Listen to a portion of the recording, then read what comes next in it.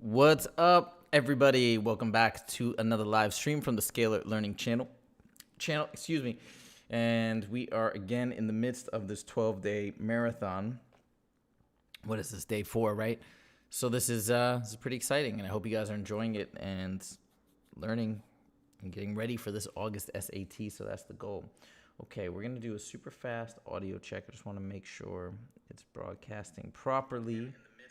Yeah. Okay. And thank you guys, everybody, for everything. Thank you for the likes. I really appreciate that. That always helps the channel, this type of engagement, comments, likes, all that stuff. I did get a dislike already. I'm seeing that now. Not sure why. I haven't even began yet. Come on, cut me some slack, but no, it's all good. And thank you, everyone. What's up, Roa? What's up, Message Dave? Vivian, hey, what's up? Welcome back. Jenga, hi. Nubis, good morning. Shaft, yo. Message Dave, let's go. Okay. So I want to mention one other thing I mentioned yesterday, so I'm going to mention it again. Probably will keep mentioning it until the contest is over.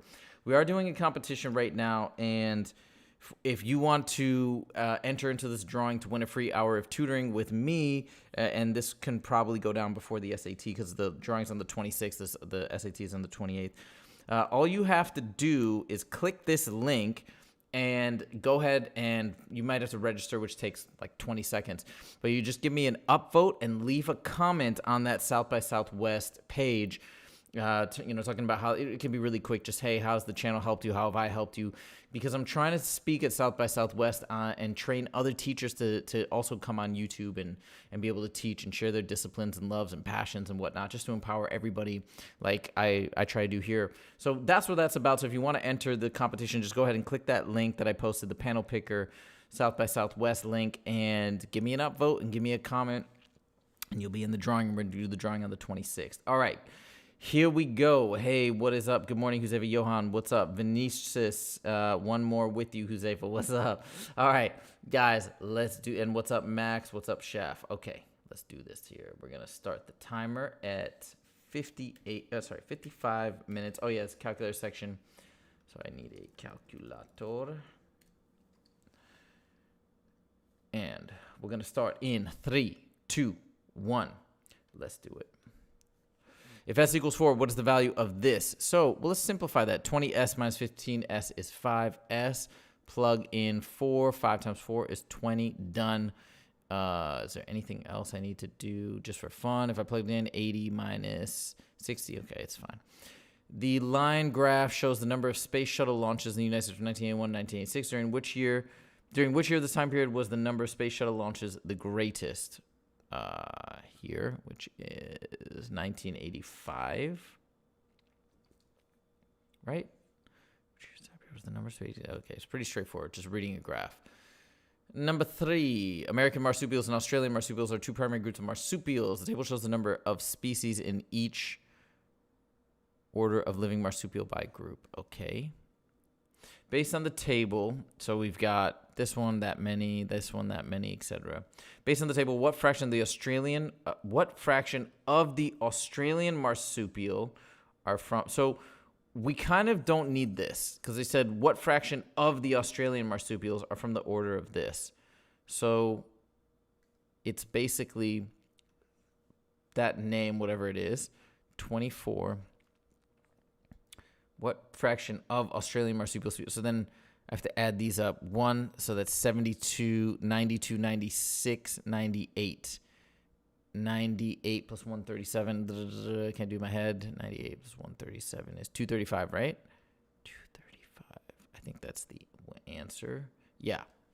24 over 235. Use a calculator, obviously, if you need one.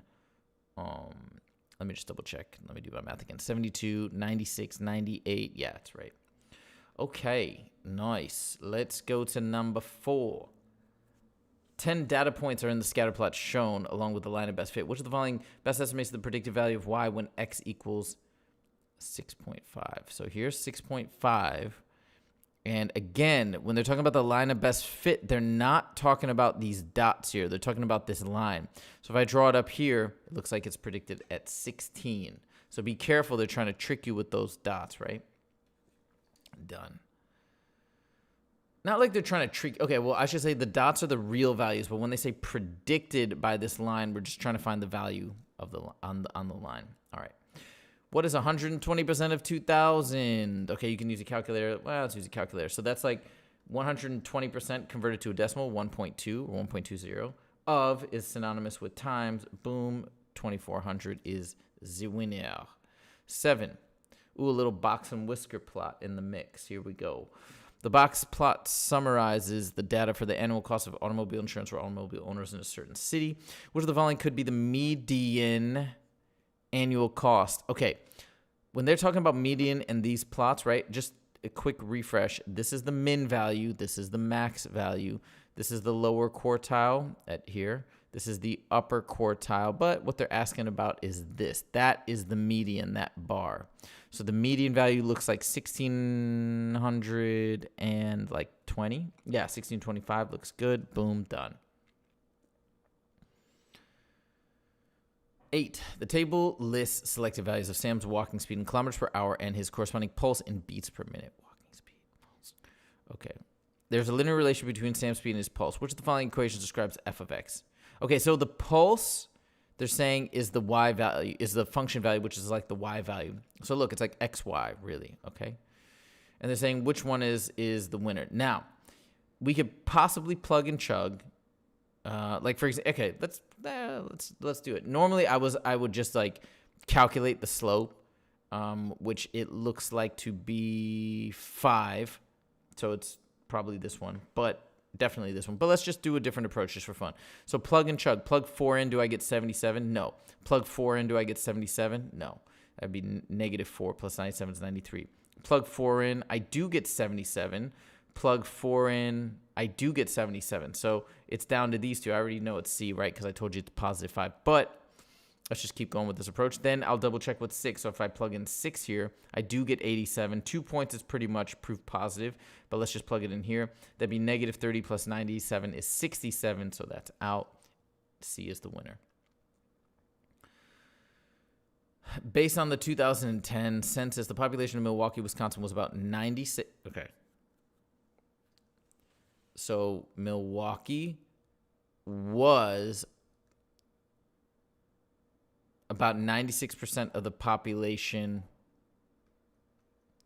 of Baltimore. So if I did 0.96, I'm just making an equation, of Baltimore in 2010, it equals Milwaukee. Oof, I don't like the double. Okay, because that's also getting me confused with Maryland. It's also M. In 2010, if Milwaukee's population, now I'm going to plug in, was 595,000, which of the following is the best approximation of Baltimore's population? So see, I have an equation. Now I don't have to think too much about what to do. Just isolate. Divide both sides by 0.96. 595,000 divided by 0.96 is 619,000, rounds to 620. Boom, done. In 1855, Louis Rem traveled from Sacramento to Portland, stopping to rest only 10 hours of the 143 hours it took him to reach Portland. So that means 133 hours he was traveling, right? If his average speed while traveling without resting was 5 miles per hour, how many miles did he travel? So distance equals rate times time, right? So we're trying to figure out the distance. We know the rate is 5 miles per hour. We know the time is 133, not 143 because 10 hours he was resting, right? And now we have an equation now we solve. So multiply the 5, it becomes 650, 665. 665, let me just double check.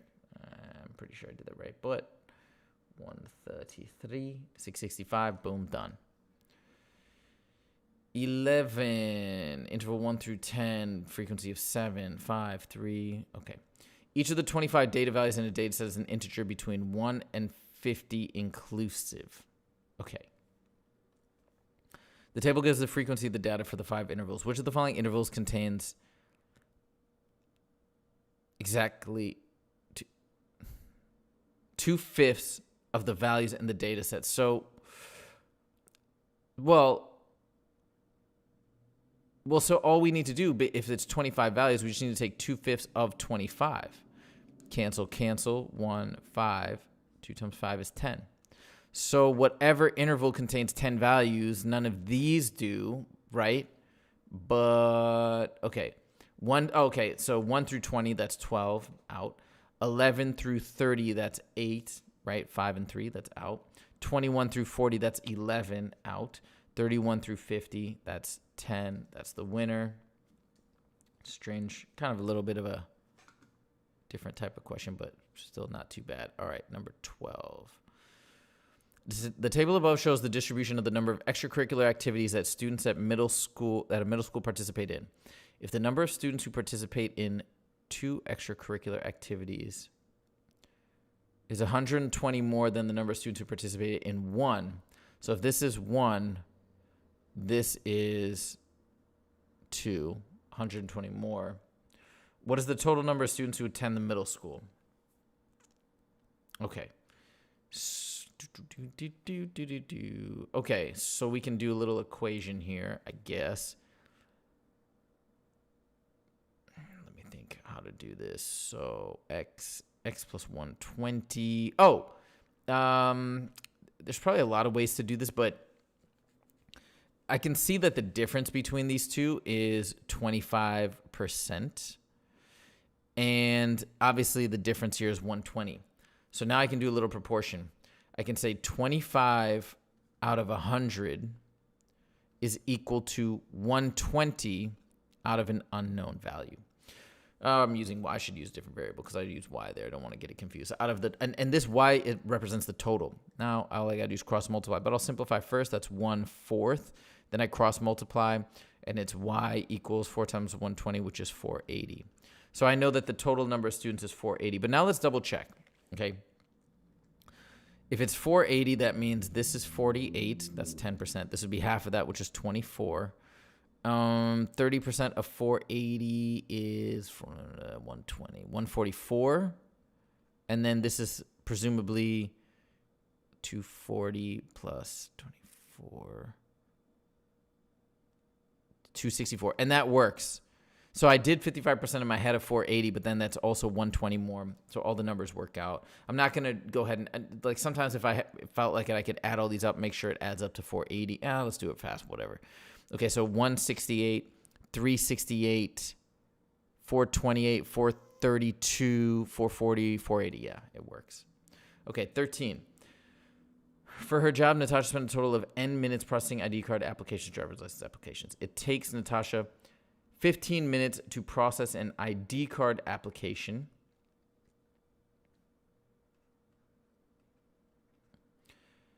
And 20 minutes to process a driver's license application.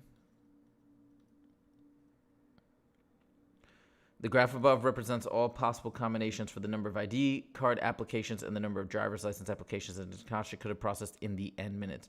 What is the value of N? Okay. Got it. So the easiest way to do that, you could choose any of these points and figure out N. Like I could be like, oh, okay, so to do 12 IDs and 18 driver's license, 18 times 20 plus 12, whatever. But the easiest thing to do is just choose this value or this value because it's 27 driver's licenses and no ID application. So it's just 27 times 20, which is 540 minutes. And then if we did it down here, you can just double check. 36 times 15 is a little not as easy to do in my head, but it's again 540. So we just double verified, and I mean it's pretty good. Whoops, done. That is what number 13? Let's look at 14. In the xy plane, what is the y coordinate of the y-intercept of the graph of the equation this? Okay, guess what? Y-intercept means the x value is 0, so plug and chug. Plug 0 in. That's negative 12 over 0 plus 2 is 2, which is negative 6. Not even going to question it. Moving on. 15. The coordinates of points A, B, and C are shown in the xy plane above. For which of the following inequalities will each of the points A, B, and C be contained in the solution region? All right. Wait, what? Wait. Oh, got it. Yeah. Okay. Y is greater than negative x minus 2. Y is greater. I think. Okay. So I'm plotting this one's got a y-intercept of negative 2, and its y is greater than it would look like this. That contains all of them. So A is the answer. But let's look at the other ones real quick. Y is greater than or equal to negative x. That would come through like here. And that would exclude A. Y is less than x plus 3. I mean, you could also plug all of these values in and see, hey, do I get something true or false? That's another way. Y is less than x plus 3. This would go through, you can see this would go through this point, and since it doesn't include, it just says less than, this would be out, or A would be out, so no, and then x is less than 3, that would exclude B. So, yeah. That is 15. 16. In the figure above, AB equals AD. BC equals CD. I always do this, put in the notation, and BE equals 2. So this value is 2. BC equals 4. So that means this is 4 as well. And AC is 10. So this whole thing is 10. By the way, this is a kite, so it means that this is perfectly cut in half. You could kind of assume that. What is the area of triangle ABD? So it's this triangle. Here, let me highlight it. Let's go with, it's too thick. They're trying to find ABD. Okay. So, I need to get this. So the base is 4, so I already know it's 1/2 base times height. So the height is this, so we have to figure that out, whatever the height is. So let's see here. And we know that this whole value here is 10. I mean, sorry, AC. AC is 10. So if I can figure out this value, yeah, okay, got it. So this is these are all right angles. And for this triangle here, I can use Pythagorean's theorem, but I can do something else too. It's a 30, 60, 90. And I'll tell you why. The smallest side is half the hypotenuse. So I know that. It's a 30, 60, 90. So this length here is 2 root 3, which means that this length here, since the whole thing is 10, it's 10 minus 2 root 3. So 10 minus 2 root 3. 1/2 of 4 is 2. 10 minus 2 root 3. Distribute. 20 minus 4 root 3. C is the winner. Done. 17. The graph above shows the distribution of the number of years of experience for 25 teachers who enrolled in an advanced degree program at a particular university. Okay. So this is, let's just make sure, 4, 7, 8, 4, 2. That's 10 plus 15, 25. Cool. If a 26 teacher with 2 years of experience, it would be here, is added to the program and data set, what will be the effect on the mean and median? Got it. Okay. So they're saying we're going to add a person here. So it's like this would go up like this to that point. Okay. I'm going to have to make this calculation, because, okay, the median before was at the 13th value, 4, 11. So the median was at 3. So let's say old, new. So median, hold on. Median, mean. So the old median had to have been the 13th value, which would be 3. The new median is between the 13th and 14th value, because now it's like a even number. But 4, 12, it would still be 3. So the new and old median are the same. And then the mean is a little bit longer calculation, but I can do it. Okay, so 4 times 1 is 4. 7 times 2 is 14. 8 times 3 is 24. 4 times 4 is 16. 2 times 5 is 10. So we add them up. 18, 42, 52, 58, 68. So it was 68 divided by 25. 68 divided by 25 is 2.72. And then now we're adding one more 2. So now it's 70 divided by 26. It's got to go down, obviously, because it has to go down, right? But let's just do it anyways. Because if the new value that's being added is less than the old mean, it's gonna drop the mean, right? Okay. So median stays the same. Yep. Oh, I had it. It was C. Mean will decrease and median stays the same. Hold on. Decrease and median remains the same. Sounds good to me. Okay, that was a 17, 18. A sports store had 60 backpacks in stock with some wheels and some without wheels before a new shipment of backpacks arrived. Hold on. 60 backpacks. With wheels, without wheels. The number of wheeled backpacks in the new shipment was twice the number already in stock. So this is in stock, I guess. And then we'll say, and the number of backpacks without wheels in the new shipment was 5 times the number of backpacks without wheels already in stock. So 5y and y. Okay. After the new shipment arrived, there were 330 total in the store. Before shipment, there was X. And look at that. We picked the variables, how they picked them. Great. Before the shipment, there were X wheeled backpacks and Y backpacks without wheels. Which of the following equations can be used with this? Got it. This is so perfect. I did do this test recently, so maybe some of that was in my mind, but it also kind of feels like it sort of is what I normally do anyways, is try and set it up with variables. I should have glanced and seen what they were, but hey, it worked out. Okay, so which of the following equations can be used with this to solve for X and Y? So now I also know, oh, I see. So first of all, these are out because it's wrong, right? The way I set it up is 2x plus 5y. And it's not this one because they're saying there's 330 total in the store. So that includes this plus this. So the correct equation would be 3x plus 6y would be 330. But now the new ones are 270. You have to subtract the original 60. B is the winner. Done. The function h is defined as shown. For what value of x does the function h reach its minimum value? This is very, oh wait, for what, yeah. So we're trying to find the x value. So guess what? The minimum value occurs right in between the x-intercepts, always. These are always like symmetrical around the, aka the vertex or the minimum value. So if it's saying that here there's an x-intercept at 5 and an x-intercept at -5, the vertex is right in between them, which is at 0. Done.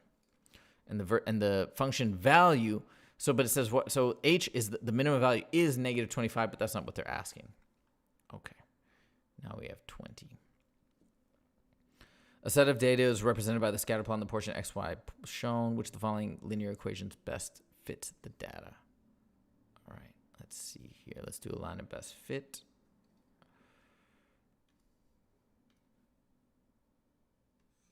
Oh, I have to fix that.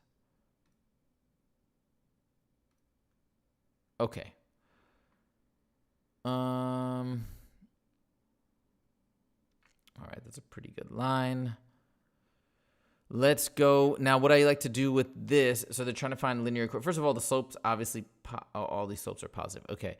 I'm going to choose 2 points. This would be,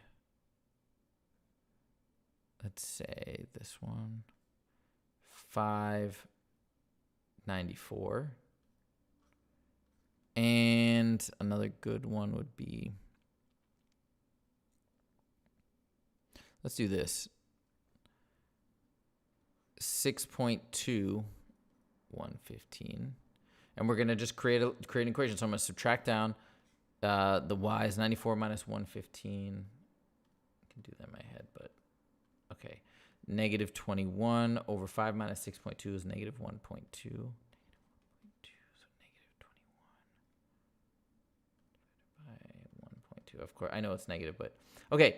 So the slope is 17.5 in my equation. So it's probably 16, obviously 16. So these guys are out. And then what's the right y-intercept? Is it negative or positive? So then let's again use a point. So we'll use point slope. So y minus 94 equals, I'm just going to use my slope that I calculated, 17.5 times x minus 5.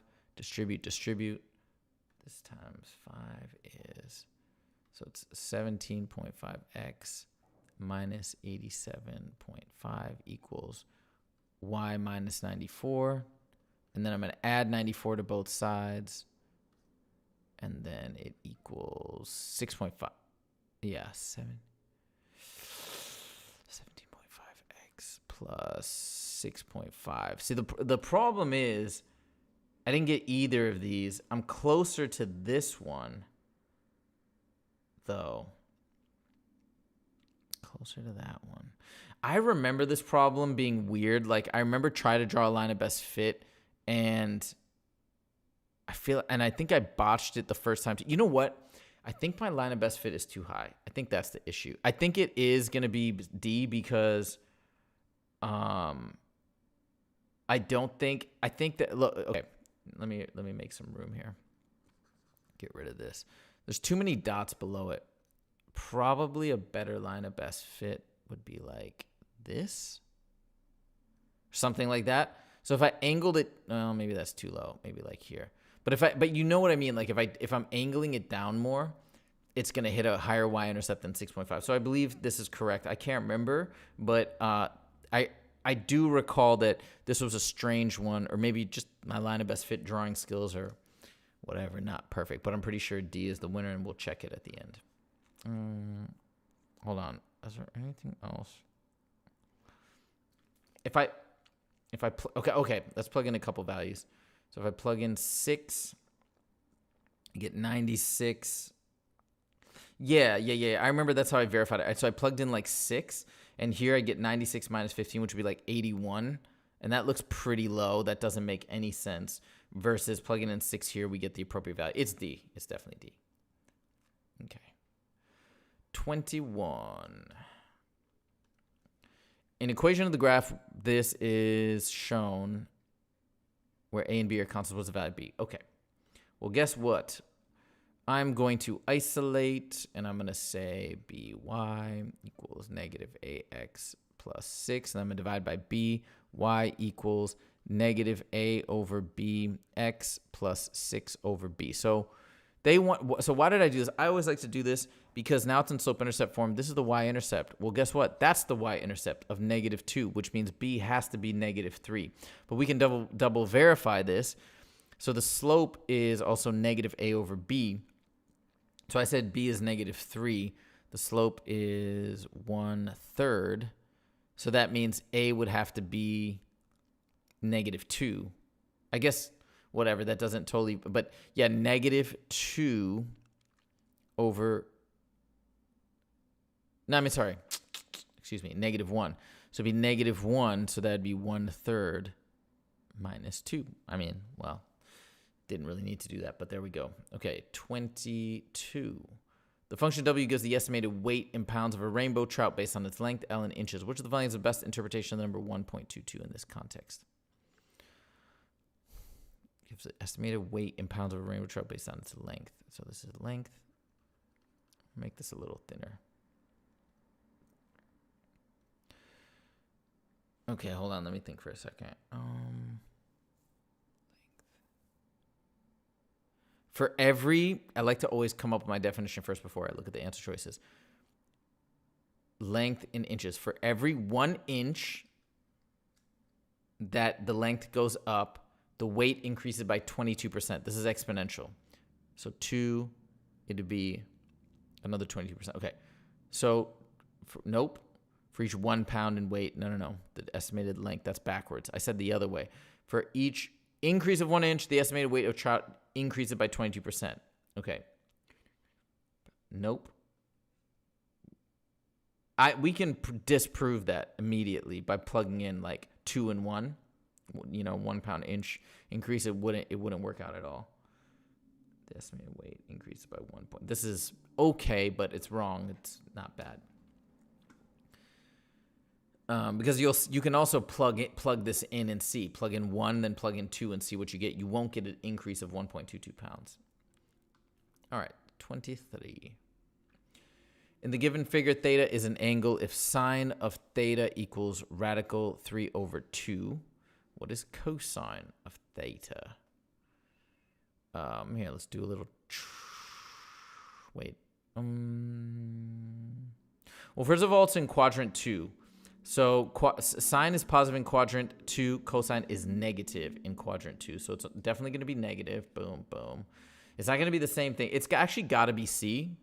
Because the only time it's the same thing is when it's square root 2 over 2 and a 45, 45, 90. So I do know it's C, but I want to show you how to do this with the triangle. So if we drew out a triangle, because we can use the reference angle, but it's basically like theta, sine of theta. So sine is opposite over hypotenuse. Ooh, look at this. It is I think it's a 30, 60, 90 because, yeah, this is 1. You can use Pythagorean theorem or 30, 60, 90, 1, root 3, 2. And then what is cosine? Cosine is adjacent over hypotenuse, 1/2. But again, I said it's in quadrant 2. Cosine is negative in quadrant 2, so it's negative 1/2. Okay, 24. Change in value of 50 stocks. The two-way table categorizes the change in value of July and August for 50 stocks. If one of the stocks that increased in August is chosen at random, so we're in this subset, what is the probability that the stock also increased in July? So we have a total of 30. What is the probability that it also increased in July? 21 out of 30. 0.7, right? 0.7. Yes. Minato drove 390 miles. Part of the drive was along local roads where its average speed was 20 miles per hour. Hold on. Local, 20 miles per hour. And the rest was along a highway where its average speed was 60 miles per hour. The drive took 8 hours total. What distance in miles did Minato drive along the local roads? Okay. So again, we got distance equals rate times time. And we're trying to figure out the distance in the local roads. So we know the distance. Okay. So let's say he drove X hours here, and here would be the 8 minus X because if he drove like 3 hours here, then 5 hours here, whatever. Okay, now we got it. Now we can do an equation because if distance equals rate times time, rate time. So 20 times X plus 60 times 8 minus X. Again, now these are distance equals the total distance. And again, we're trying to find the local roads, and this is perfect because X matches up with the local roads. We just got to solve for X, and we're done. Distribute. 20X plus 480 minus 60X equals 390. Combine like terms, negative 40X. Subtract 480. I'm going to do this in one step too. Let's also subtract 480 from both sides. Negative 40X equals... negative 110. Wait, sorry. No, negative 90. Divide by negative 40. Negatives obviously cancel out as they should. It's 90 divided by 40. So X equals 2.25 hours. But they... Wait, what? Oh, yeah. Then we need... So that's 2.25. Oh, yeah. Sorry. It says what distance, not the time. So X will not give us the answer. But if he's going 2.25 hours at 20 miles per hour, all you got to do is multiply that by 20. And we get 45. So 45 miles here and 345 here. 345 divided. Hold on. Let me just quickly see. 345 divided by 60, we should get 5.75 if it's correct. And it is correct. All right. 26. In the quadratic equation above, so now these should be like the 5 hardest questions before we get to the free response. In the quadratic equation, B is a constant for what values of B does the equation have only one soluciones? So we can do the, what's called discriminant. B squared minus 4, A is the invisible 1, C is 16. When it has only one solution, it's when the discriminant equals 0. So then I have B squared minus 4 times 16 is 64. Equals 0, B squared equals, add 64 to both sides, square root, B equals plus or minus 8. Boom, done. And you know it's right because if you plugged in 8, you'd factor it and it'd be x plus 4, negative 4. If you plugged in negative 8, it'd be x minus 4, positive 4. So it'd only be one solution. 27, the function f is defined for all real numbers in the graph of this is aligned with a negative slope. Okay. Yeah, so I remember this problem. This problem is definitely the hardest on the test. So here's what I am going to do. I'm going to draw a little graph. Okay. So we know that this function has a negative slope and it's linear. So something like this, okay?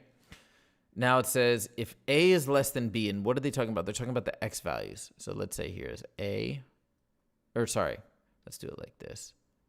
This is A, and this is B. If A is less than B, then f of A is greater than B. So you can see with the negative slope, since this is f of A and this is f of B, yes, negative slope has to be true. Further to the left, it's going to be higher up. So 1 is correct. So now the question, I don't care about 2. Because 2 obviously can't be true based on what I just did. So it's got to be 3. Let's check 3. If A is greater than 0, then f of A is negative. That makes no sense. Because look, first of all, A is okay. Actually, well, I mean, it kind of makes sense, I guess you could say. But because here B is greater than 0 and it is negative. But like, I could have put A here, right? I mean, this doesn't even make any sense. A is greater than 0. F of A is positive. Nope, not true. Out. Let's just look at this anyways, just for fun. If this is negative, then f of A is positive. Well, yeah, it is here, but my A could have been here. It doesn't matter. A could be... Oh, sorry. If I redrew this line like this, then here, A is negative, but f of A is still negative. It's not positive, so it's out as well. Okay, 28. In the equation above, A and B are positive constants, and A does not equal B. How many distinct x-intercepts? Okay, that's values of x that zero it out. So for this x out here, we have 0. How many distinct? Then I also have in here, for both, it'd be A, would zero it out. I don't count A again because that's A twice. Then here we have negative B, and then here we have positive B. So that's what it means by x-intercepts. What values will zero it out? So I got 1, 2, 3, 4. Boom, done. 29, 2 left before free response. In the given equation, k is a constant. If the equation has no solution, this is very important.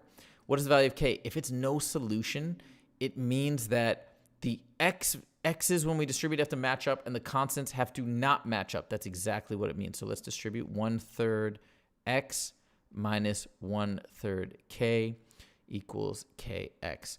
So obviously the constants don't match up because we don't even have a constant over here. So all we have to do is get these guys to match. And that means k has to equal 1/3. That's it. And then if k is 1/3, we get 1/3 x minus, that'd be 1/9 equals 1/3 x. How can 1/3 x ever equal 1/3 x minus 1/9? It's never going to be true. The expression x squared plus bx plus 10, this, or b and c, your constants are equivalent. What is the value of b plus c? So when it says they're equivalent, guess what? They're equal.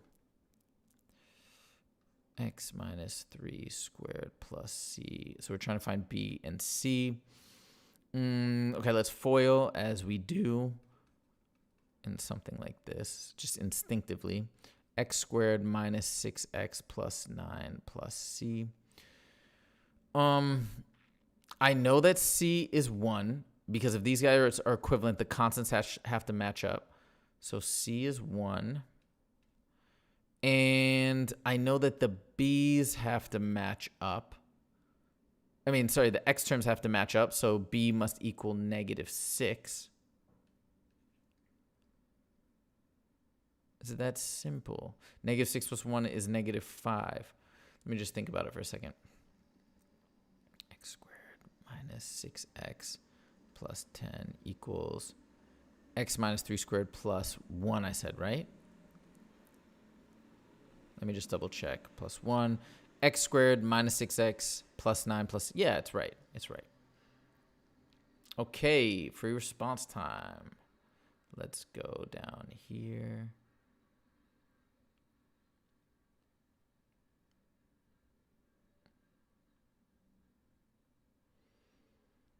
Got 16 minutes left for the free response. It's not bad.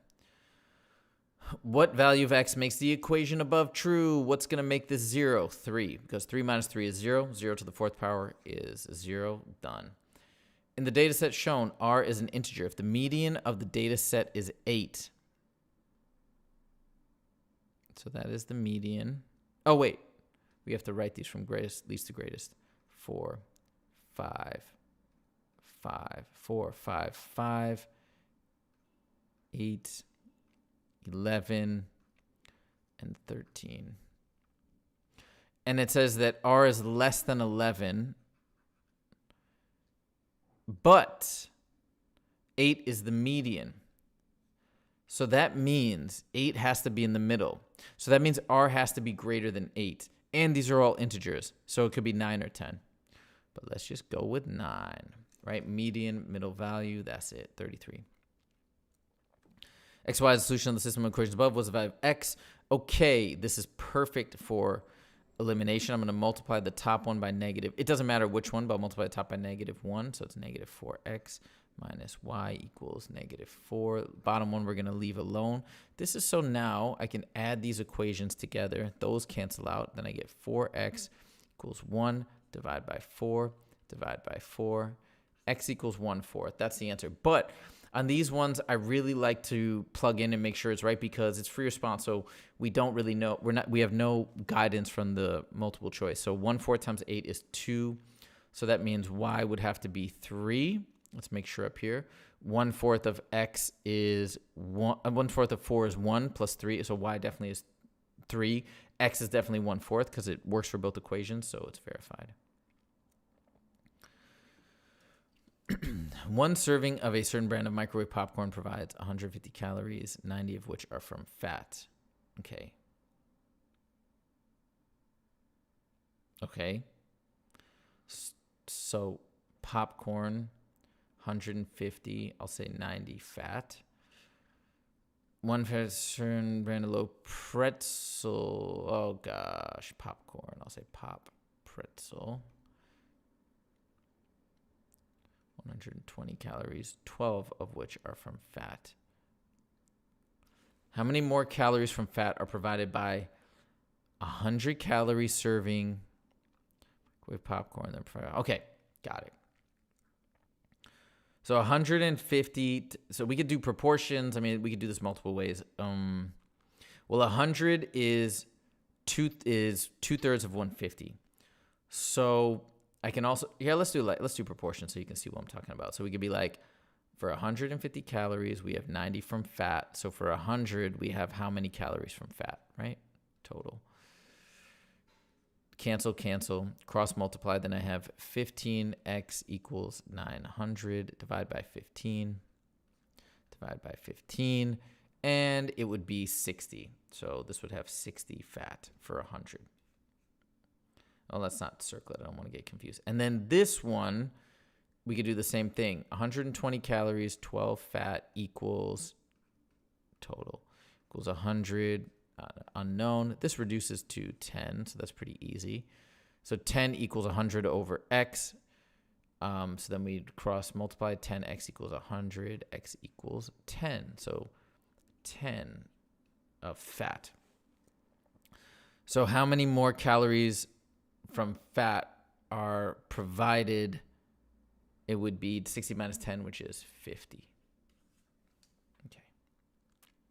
35. The length in meters of the sides and the height of a parallelogram are shown in the figure. What is the area in square meters of the parallelogram? Wait. Oh, yeah. This is really straightforward. So area of a parallelogram is base times height. And really, that's all there is to it. This is kind of a red herring. You don't need that value. 36. The linear function f is defined by this, where c and d are constants. If this equals that, and that equals that, what is it? Okay. So they're talking about c is the slope, right? So we got two values here. That's the x value. That's the corresponding y value. And then we got x value and the corresponding y value. These are coordinates. And if I want to calculate the slope, subtract down, right? 27. So it's the difference of the y's, which is negative 11,000, over the difference of the x, which is negative 50. So it's negative, I mean, I can do this in my head as 22, something like that, 2,200. But let's do it anyways. And I'm just going to make them both positive because the negatives cancel out. 11,000 divided by 50. Oh, 220, yeah. 220. And that's it. Let me just make sure. 220 is the slope. For every 1, 5 is 1,100, 11,000. Yeah, cool. 37, good old-fashioned two-part question. Value of 19 mainframe computers. All right. A large company has 19 mainframe computers of a certain class. The scatter plot above shows the value and age for each of the 19 computers. The line of best fit data is also shown. Got it. Okay. Based on the line of best fit, the estimated value of a 6-year-old computer is $1,000, where K is an integer. What is the value of K? Based on the line of best fit, a 6-year-old computer. And this is in thousands of dollars. So 15 is where it intersects. So 15 is the answer. 15,000. Whoops. What is the number of computers for which the line of best fit predicts a value less? What is the number of computers for which the line of best fit predicts a value less than the actual value? Okay. So line of best fit, let me erase the dot that I drew there. That's going to throw me off. So it predicts, so here predicts less than those two. So that's 2, 3, 4, 5, 6, 7, 8, 9. So it's everywhere where the line of best fit is below the actual data points. 9. Let me just make sure I read that right. What is the number of computers for which the line of best fit predicts a value less than? Yeah. That's it. We're done. We got 9.5 minutes to spare. Now, of course, if you're taking this for real, you're not going to just stop like I'm doing. You're going to actually complete it. You're going to review, triple check all your answers and keep going. Make sure you do your absolute best. So let's go ahead and grade this thing, and then we will see if there's some questions.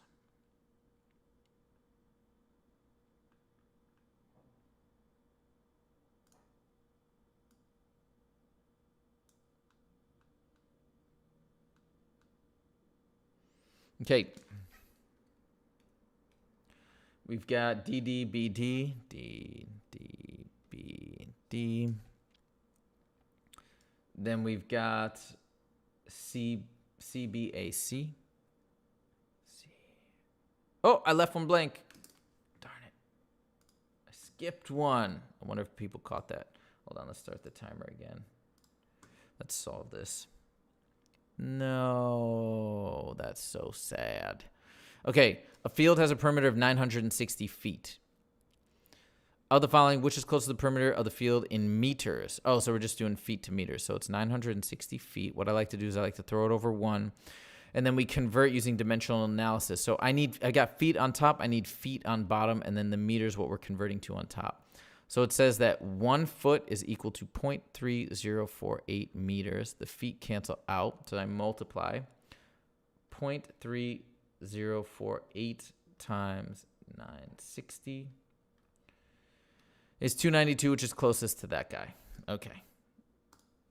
Sorry about that.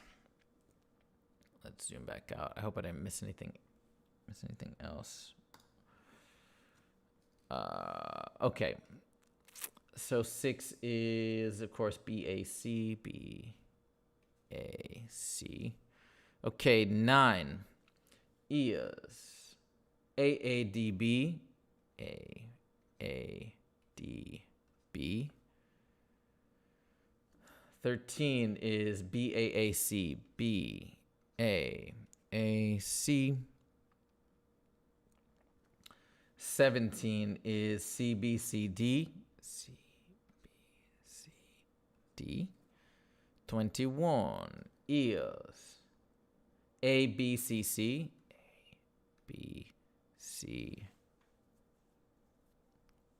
ABCC. 25 is BDAC.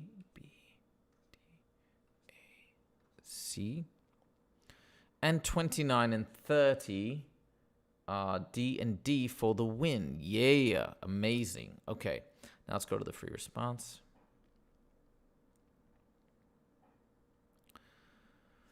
We've got 3, which is correct. Oh, by the way, I said the answer could be 9 or 10. Yeah, right. That's right. It could also be 8. Because 8, it would still be fine. You'd still have a median of 8, but 9 works.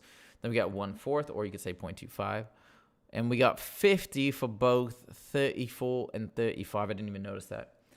This one we have 220. That's correct. And then the last 2 for the win, 15 and 9. Nailed it. All right. Here we go. Let's see if anybody caught that. Can we get previous sets from Reddit? Yeah, you can get previous sets from Reddit. It's all the released ones.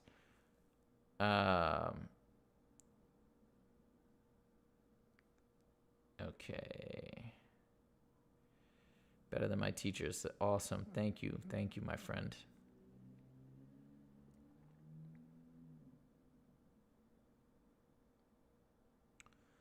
See, you guys are chatting. It's amazing. Oh, by the way, make sure to join our Discord server if you haven't done yet. And by the way, thank you guys for all the likes and the support. Wow, 46 likes. It's amazing. I appreciate that. But yeah, make sure you join our Discord server. The link is down below.